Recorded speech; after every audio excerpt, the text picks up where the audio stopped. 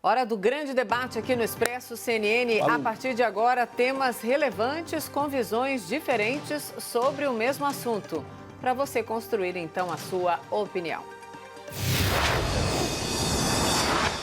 O ministro da Economia, Paulo Guedes, fez declarações fortíssimas depois que dois importantes secretários da sua equipe deixaram o governo. Guedes criticou ministros chamados de fura-teto de gastos, em referência à tal ala desenvolvimentista. Esse grupo faz uma forte pressão para que Bolsonaro adote um grande programa de obras consideradas emergenciais. Mas, para isso, extrapolaria o teto de gastos. Paulo Guedes promete briga. O tema de hoje é: o governo deve apostar em obras ou seguir no controle de gastos? Os nossos debatedores são Bruno Salles, advogado, mestre em Direito Penal. Boa noite, Bruno. Boa noite, Mona Lisa. E Caio Coppola, bacharel em Direito e comentarista político. Boa noite, Caio. Boa noite, Mona Lisa. Boa noite, doutor Bruno. Boa noite, espectador da CNN. Hoje quem começa é você, Bruno. Suas primeiras considerações, por favor. Obrigado, Mona Lisa. Minhas amigas, meus amigos telespectadores, boa noite. E para responder a pergunta de hoje, nós precisamos, antes de mais nada, entender qual que é o dilema que está posto aqui, quais são as suas origens e quais são as suas consequências. E para entender isso, a gente tem que voltar lá para 2016, quando o governo do senhor Michel Temer aprovou a malfadada PEC do fim do mundo ou PEC do teto de gastos, ou tem outros nomes, depende se você gosta dela ou não. Existia uma noção no mercado de que no Brasil há uma dívida pública muito alta. E o que é uma dívida pública? Bom, em síntese, em apertada síntese, a dívida pública são todos os modos que o país consegue para tomar empréstimos, geralmente pela emissão de títulos da dívida pública. E essa dívida, ela vai aumentando quando os gastos com despesas e pagamento de juros ultrapassam a arrecadação do Estado. A dívida pública brasileira, de fato, tem aumentado gradativamente durante as duas últimas décadas, o que acaba gerando desconforto no próprio mercado, já que é ele quem compra os títulos da dívida pública. No entanto, na lógica capitalista, você não empresta dinheiro para quem tem mais ou menos dívida. Você empresta dinheiro ou investe dinheiro naquela pessoa que você confia mais, que irá te pagar de volta e com juros. Não é por outra razão que países como Japão e Estados Unidos têm as maiores dívidas públicas do mundo, muito maiores que a brasileira, por exemplo. No ano passado, a dívida brasileira correspondia a 75% mais ou menos do nosso PIB. E esse ano, por conta do aumento de gastos e da diminuição da arrecadação causada pela pandemia e pelo desaquecimento econômico mundial, estima-se que possa chegar a 93% do PIB, o que é alto, mas ainda não chega perto dos Estados Unidos e Japão, que tem mais de 100% do seu PIB alocado em dívida. A maneira de segurar essa dívida, pensada pelos políticos a serviço do mercado, foi a imposição do teto de gastos. E sim, quando você está gastando mais do que arrecada, ou você deixa de gastar, ou você arrecada mais. E com a economia desaquecida, arrecadar mais representaria fatalmente o aumento da carga tributária. Quando o mercado topou a eleição do Bolsonaro, ele fez uma compra, cuja apólice de seguro era o ministro Paulo Guedes. A compra foi a da manutenção desse teto de gastos e da implementação de reformas que pudessem implantar medidas de austeridade. O mercado não liga para as agendas morais e culturais delirantes do governo federal, desde que o plano ultraliberal de Paulo Guedes seja mantido em andamento. O grande problema é que o excelentíssimo presidente da República, ele não tem exatamente um compromisso com essa agenda liberal. De tradição militar, o senhor presidente e o seu círculo próximo de conselheiros está muito mais familiarizado com as agendas que a gente vai chamar aqui de, grosso modo, desenvolvimentistas. Mas o que é isso, liberal versus desenvolvimentistas? Segundo os liberais, também aqui a grosso modo, o Estado deveria prover apenas o básico e a economia capitalista de mercado, sem a interferência produzida pelo Estado, ela é quem geraria as riquezas necessárias ao desenvolvimento de uma nação. Essa tese, projetada pelo Nobel de Economia Milton Friedman na década de 70, foi implantada até o seu limite na sanguinária ditadura de Pinochet, no Chile. E os seus resultados podem ser vistos nas ruas daquele país que estava em convulsão, precisamente pela inexistência de uma agenda de defesa social e de impulsionamento da economia. A agenda desenvolvimentista, por seu turno, também, em síntese, ela prega que o Estado precisa impulsionar o desenvolvimento econômico, impondo metas de crescimento industrial e de infraestrutura, sem as quais restaria inviável o crescimento dos demais ramos econômicos. Essa é a visão de importantes setores do governo, como, por exemplo, dos ministros Braga Neto, da Casa Civil, Rogério Marinho, do Desenvolvimento Regional, e também, em parte, do ministro Tarcísio de Freitas, da Infraestrutura. Segundo esses ministros, a retomada da economia depende de investimentos, estão pressionando por mais verbas para o orçamento do ano que vem, que, no entanto, estão extremamente limitados por conta do teto constitucional de gastos. E por isso, se ensaiou de várias maneiras driblar esse teto de gastos. O Bolsonaro ficou no final em uma encruzilhada. Ou banca Paulo Guedes e honra seu compromisso com o mercado, às custas de um Brasil que vai sangrar por muito tempo sem a possibilidade de investimentos. Ou das costas para os interesses do mercado e assume uma agenda de investimentos necessários para o Brasil sair dessa crise. Mas esse caso, como bem alertou o ministro Paulo Guedes, ele sofre sério risco de ser afastado do cargo ou de não chegar às eleições. Pois engana-se, meu caro telespectador, quem acha que no Brasil os presidentes são depostos por cometerem crime de responsabilidade ou por estarem com a sua popularidade baixa. A deposição do presidente está muito mais ligada, ou não, ao atendimento dos interesses desse ser etéreo que eu chamei de mercado na minha fala inicial. E quando eu me refiro ao mercado, eu não estou falando dos famosos Faria Limers andando de patinete e colete entre os prédios espelhados. Não, eu estou falando dessa implacável elite financeira que, infelizmente, ainda dá as cartas no Brasil. E hoje nós vimos isso mais do que nunca. Caio, suas primeiras considerações, por favor. Bom, lamentável ouvir essa apologia à irresponsabilidade fiscal, mas eu queria usar os meus argumentos iniciais para comentar o fato que ensejou essa necessária discussão sobre os rumos fiscais e econômicos do Brasil, que foi assim chamada a debandada, de quadros de excelência do Ministério da Economia. Ontem foi um dia muito triste para o serviço público no Brasil. O verdadeiro serviço público, aquele que serve a população e não apenas se serve dela, se refestelando no dinheiro suado que sai dos bolsos de tantos pagadores de impostos. Então, eu queria aqui abrir aspas por ex-secretário Salim Matar em entrevista ao Estado de São Paulo. O que mais vi da esplanada é que o Estado deseja se proteger contra o cidadão. Não há interesse do Estado em servir ao cidadão. Temos um Leviatã bem maduro aqui no Brasil. Leviatã aqui é uma alusão ao monstro do Antigo Testamento, que na obra do filósofo, do teórico Thomas Hobbes, simboliza o poder absoluto e centralizado do Estado e do governo, poder esse que submete o povo à sua inquestionável autoridade. Mas vejam se não é um conceito interessante. Um Estado que se protege do cidadão ao invés de servi-lo. É uma excelente definição para um Brasil que atravessou aí 3 décadas de social-democracia, de presidencialismo de coalizão, de garantismo penal, desenvolvimentismo e corrupção institucionalizada. E que agora se esforça aí aos trancos e barrancos na árdua busca por mais liberdade e mais moralidade, não sem sofrer aí uma aguerrida resistência por parte das elites que mandam e desmandam nesse país há tanto tempo. Eu me referi ao senhor Salim Matar como ex-secretário, porque, conforme anunciado ontem, ele não está mais à frente da Secretaria Especial de Desestatização, Desinvestimento e Mercados, que é o órgão do Ministério da Economia responsável pela viabilização e execução das privatizações e venda de ativos da União.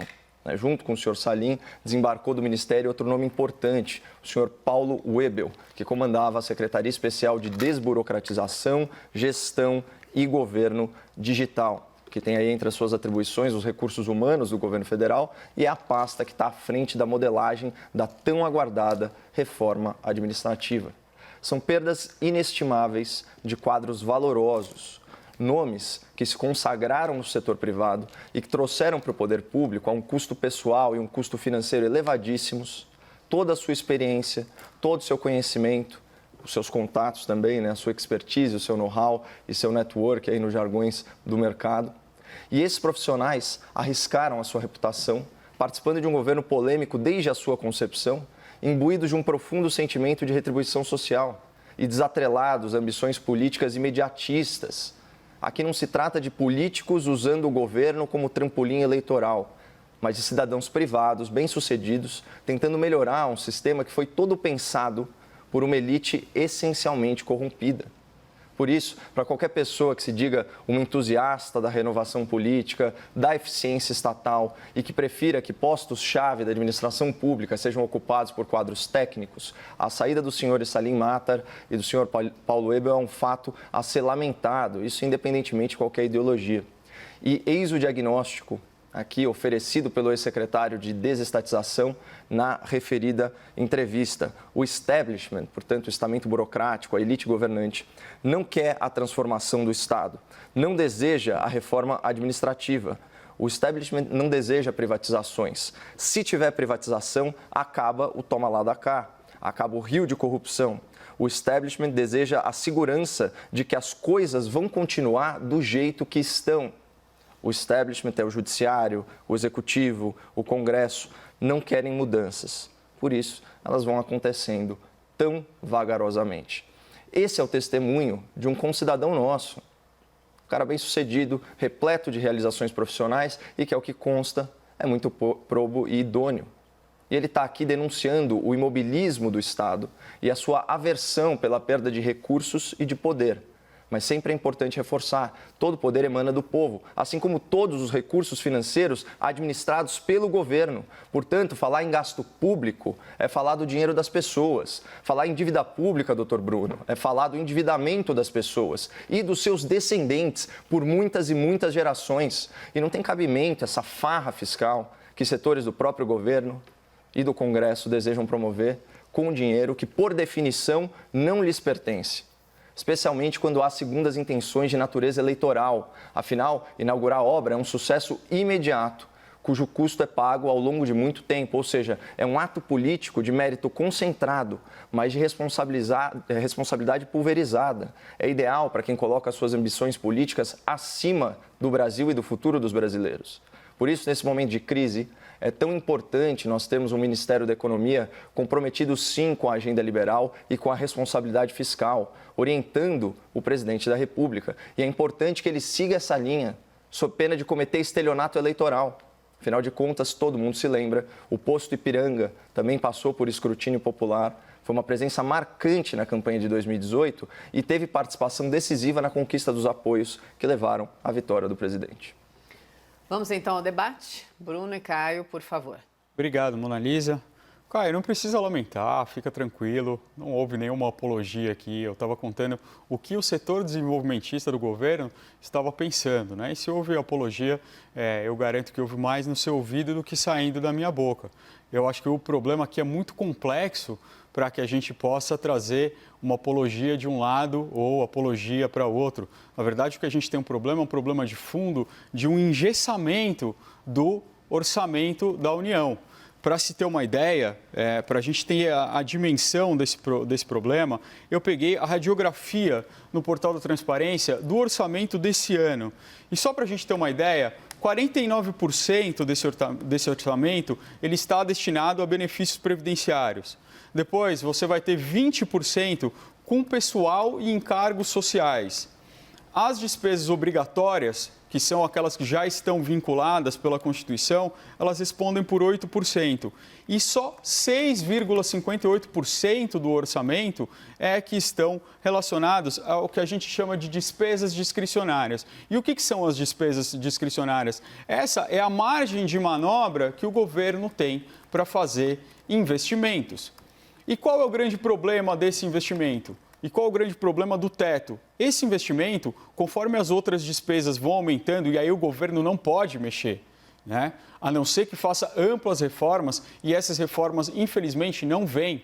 E eu acho que aqui é injusto a gente falar do Congresso, porque a gente vê toda semana o presidente da Câmara e o presidente do Senado pedindo as reformas, pedindo a reforma tributária, pedindo a reforma administrativa. E essas reformas não vêm. E não vêm por uma razão simples. Essas reformas, elas são impopulares, Caio. Mexer na reforma administrativa significa mexer no funcionalismo público. Veja, esse é um impacto direto, 20% do orçamento, com o funcionalismo público de todo o Brasil. E a gente sabe que a gente tem situações discrepantes no Brasil, com determinadas classes recebendo salários de CEOs que empresas norte-americanas não pagam para os seus diretores, né? E eu dou exemplo aqui, falo claramente do Poder Judiciário.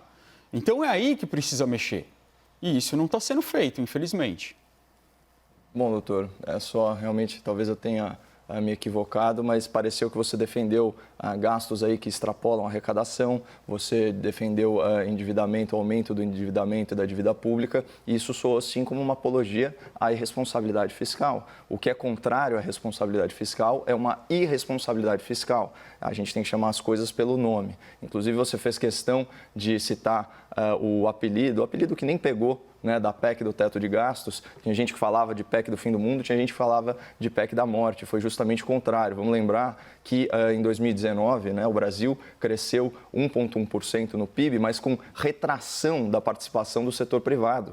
Na verdade, a formação bruta de capital fixo cresceu 2,2%, o crescimento do consumo das famílias foi quase de 2%. Então, o Brasil estava num rumo muito auspicioso. Não fosse aí realmente a pandemia da Covid-19, estaríamos tendo outro tipo de conversa aqui. Uma coisa que eu concordo contigo é que as reformas elas devem ser feitas e focadas na coluna da despesa. Você citou muito bem a reforma administrativa, que impactaria aí os 3 poderes, não apenas em todos os entes da federação, portanto, União, estados e municípios, né? Economia projetada coisa de 500 bilhões de reais ao longo de 10 anos. Só que isso mexeria, inclusive, na estabilidade do emprego de novos servidores públicos. Então, sim, trata-se de uma reforma extremamente impopular, mas é impopular para um Congresso cujos membros, muitos deles, estão de olho do quê? Nas eleições municipais. Não à toa, esse Congresso Nacional aprovou quase de forma unânime, né, o arrego fiscal para estados e municípios. Agora, então, é o contribuinte de impostos federais que vai bancar a farra fiscal dos estados, sem nenhuma contrapartida do ponto de vista de gestão. Então, a queda de arrecadação de ICMS, de ISS, vai ser bancada pelo governo federal. Isso é um de vários exemplos. Você falou das despesas discricionárias do governo federal. O que o governo vai fazer se, por meio de emendas impositivas, sejam elas as parlamentares aprovadas em gestões anteriores, mas também as de bancada, ou agora as famigeradas emendas do relator, se o Congresso sequestrou o orçamento discricionário do governo, colocando, vamos dizer assim, a presidência da República praticamente numa camisa de força orçamentária. Então, não dá para a gente exigir investimento se na outra ponta o Congresso já sequestrou esse dinheiro, muito menos num contexto de pandemia em que se fala aí de gastos acima de 900 bilhões de reais. Parece que sequestrou toda a parte que o governo não tem nenhuma margem de investimento e não é bem assim. É mínima. Né? Tem margem de investimento e eu acho que esse é o grande desafio. Da onde se conseguir fazer o investimento sem que, de fato, a gente deixe explodir a nossa dívida. Isso é muito importante. Eu não vou aqui dizer que a gente, olha, vamos gastar tudo que a gente tem e depois a gente vê o resto. Eu acho que no momento de pandemia, a gente precisa sim ter medidas específicas para que possa se gastar mais, para que possa controlar isso, se esse realmente for um problema, como está acontecendo na Alemanha hoje em dia. A Alemanha está tomando um empréstimo internacional pela primeira vez desde 2013, que é um país que tem uma austeridade fiscal que é invejável por todos os liberais do mundo, né? Então, esse é uma situação episódica que tem que ser lidada com as características do momento. Isso não quer dizer que a gente possa se dar ao luxo, de fato, a ter uma dívida pública dos níveis de países de primeiro mundo, porque, mais uma vez, eu vou ressaltar o que eu disse no começo. O país tem crédito quando os outros países acreditam que ele vai pagar. Os Estados Unidos tem uma dívida maior que seu PIB e a maior dívida pública do mundo porque ele tem uma confiança do mercado ainda. O dia que se perder a confiança nos Estados Unidos, provavelmente a gente vai ter uma quebra generalizada. Se isso acontecer, eu espero que não. Isso seria horrível para o mundo, né? Mas o fato é que aqui não é para pedir para aumentar os gastos de toda forma. Mas, pelo contrário, sem investimento, Caio, é muito difícil a economia se alavancar com as suas próprias pernas. Essa é uma ideia da escola de Chicago, dos Chicago Boys, que foi abandonada, inclusive, pela escola de Chicago. Não se pensa mais assim lá. Essa é uma ideia que simplesmente não deu certo. O exemplo do Chile é o exemplo melhor disso. É o exemplo maior, onde isso foi imposto à custa de muitas vidas, à custa de muito sangue. Porque para implantar esse tipo de reforma é preciso, sim, arbitrariedade, é preciso um controle total. E ainda assim não deu certo. Então, é necessário que tenha investimento público. Senão, a gente joga fora todos os avanços sociais dos últimos anos. Fico imaginando, doutor, quanto sangue que você acha que jorrou para a aprovação da reforma da Previdência aqui no Brasil? Nenhuma gota.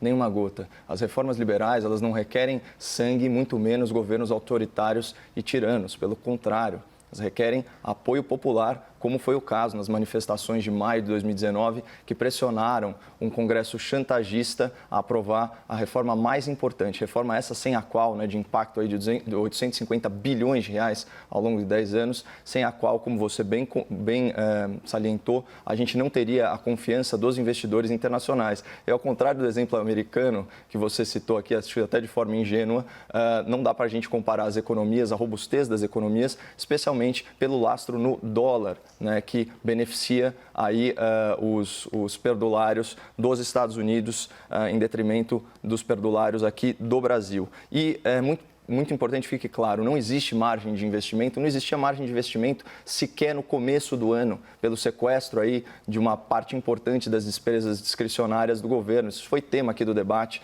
A gente está falando de 3%, 4% do orçamento federal. Obviamente que todos os gastos aí emergenciais relativos à Covid e também essa assistência fiscal aos estados e municípios vai praticamente zerar o caixa e a única forma de investimento agora é por meio de dívidas. Então, quando você faz a sua apologia e responsabilidade fiscal e critica duramente a lei de teto de gastos, é importante falar que isso vem no contexto não só da lei de responsabilidade fiscal, que penaliza o mau gestor público, como também da regra de ouro, que é norma constitucional que proíbe o governo de fazer dívidas simplesmente para custear pagamento de despesas correntes, como salários, aposentadorias e outros gastos de custeio. Eu acho muito importante falar também que o teto de gastos, o fim do mundo, é simplesmente limitar despesas e investimentos públicos, certo, aos valores gastos no ano anterior, corrigidos pela inflação, isso por 20 anos, tanto no caso do Poder Executivo, como também no Legislativo e no Judiciário. Mas é claro, para um Estado cada vez mais guloso, paquidérmico, obeso, é muito ruim fazer dieta. Eu estou com dúvida se você entendeu alguma coisa que eu falei hoje, porque tem duas coisas aqui que eu não disse. Não fiz uma apologia à irresponsabilidade fiscal, de forma alguma, e de forma alguma eu comparei o Brasil e os Estados Unidos. Pelo contrário, eu disse que os países de primeiro mundo podem ter dívidas muito mais alargadas porque têm uma confiabilidade muito maior. Então, é exatamente o contrário da sua compreensão do que eu disse, eu estava falando realmente de confiabilidade. Você tem razão, um dos motivos por qual os Estados Unidos pode ter uma dívida muito alta é porque ele tem alavancagem na emissão de dólar. O Japão não tem. A moeda japonesa não é uma moeda forte, mas tem outros fatores importantes que dão uma confiabilidade para essa economia. Então, não quis comparar o Brasil. Pelo contrário, eu disse que o Brasil não pode se dar ao luxo de chegar a esse nível de endividamento, por isso ele precisa ter esses controles bastante fortes. Mas o fato de se pregar uma responsabilidade fiscal, e aqui tem um outro ponto também, responsabilidade fiscal não é só o que a gente chama de responsabilidade fiscal. Existem muitos economistas sérios que dizem que o investimento é muito importante para o crescimento da economia, porque você pode cortar os gastos, segurar os gastos, mas se você não fizer investimentos para que a economia alcance, você não vai gerar mais receitas. O único jeito de gerar receita vai ser tributando mais. E no Brasil a tributação já é muito alta. A gente não pode seguir por esse caminho. A gente precisa fazer o quê? Formar a nossa economia de maneira sólida. A gente precisa alavancar a nossa economia. E fazer isso, deixar que a economia faça isso com as próprias pernas, é algo que talvez possa acontecer, sim ou não, mas vai demorar muito tempo e vai ser às custas sempre, sempre do mais pobre e dos direitos sociais, porque é eles que vão ser esmagados ali no final. Vamos para os argumentos finais. Começo com você, Caio. Acho engraçado, doutor, quando você fala na defesa dos mais vulneráveis, né, e diz que o governo de turno está a serviço dos interesses do mercado, como se uma coisa não dialogasse com a outra, como se não fosse fundamental ter a confiança de investidores internacionais para trazer dinheiro para o Brasil e para girar a nossa economia. E como se o erário público fosse um saco sem fundo que pudesse ficar assim endividando, e foi sim isso que pareceu pela sua fala inicial, e isso não tivesse nenhuma consequência prática. Na verdade, economia, né, vamos dizer assim, a lei da casa, por assim dizer, ela é bem básica. O que costuma funcionar aí na realidade domiciliar de cada um dos brasileiros é o que também funciona no âmbito internacional, se a gente pensar em países. Não adianta, se você for um mal pagador, se você constituir uma dívida a ponto das outras pessoas, né, ou do mercado perceber que você não está apto a arcar com a sua responsabilidade, isso tem um efeito cascata muito deletério. Portanto, é muito fácil falar em obras, principalmente em ano eleitoral, principalmente obras que geram capital político, mas essa não é a hora da gente focar nisso. A gente tem que focar na coluna da despesa, portanto, na reforma administrativa, nas privatizações, na verdade, assim, nas soluções que justamente por algum motivo estão sendo desprestigiadas no seio do próprio governo e que ocasionaram aí a saída de dois quadros valorosíssimos de um ministério estelar, que é o Ministério da Economia. Bruno, seus argumentos finais, por favor. Foram só 2, Caio. Foram 9 quadros até agora. Essa é a contagem do próprio Expresso da CNN, um pouco antes de começar o grande debate. Falando dos secretários. Essa debandada, ela vem seguindo uma tendência por uma questão muito simples, na minha visão. O governo, ele continua colocando os pés em duas canoas. Uma, tentando seguir essa agenda liberal que ele prometeu ao mercado, e outra, tem os interesses eleitorais. É claro, por isso que não sai essa reforma administrativa. Não é uma coisa super complexa. A reforma tributária, por exemplo, que está vindo antes, é algo muito, mas muito mais complexo e que também não veio. São só promessas. Essa questão de fatiar uma reforma tributária é um jeito muito interessante de dizer, não estou levando a reforma tributária, porque nós temos um problema sistêmico do balanço dos impostos entre os entes da federação de um valor muito alto, e a gente trazer só um desses impostos é o mesmo que você não apresentar nada. Por isso que quando chegou no Congresso, o Congresso disse, olha, não adianta. Traga todas as outras fases, diga quais são as outras fases. E hoje, o presidente da Câmara, Rodrigo Maia, novamente disse, traga a reforma administrativa, nós estamos esperando, o Congresso está esperando. O presidente Davi Alcolumbre, mais uma vez, disse, nós estamos esperando. E isso não vem por uma razão muito simples, porque isso é impopular. Então, ao mesmo tempo que se quer agradar o mercado, não quer se ter um revés nas próximas eleições municipais, inclusive. É essa a grande razão pela qual está havendo uma debandada. Obrigada, debatedores. Bruno, boa noite. Até amanhã. Caio, obrigado, boa noite. Mona Lisa. Boa noite, Mona Até Lisa. amanhã.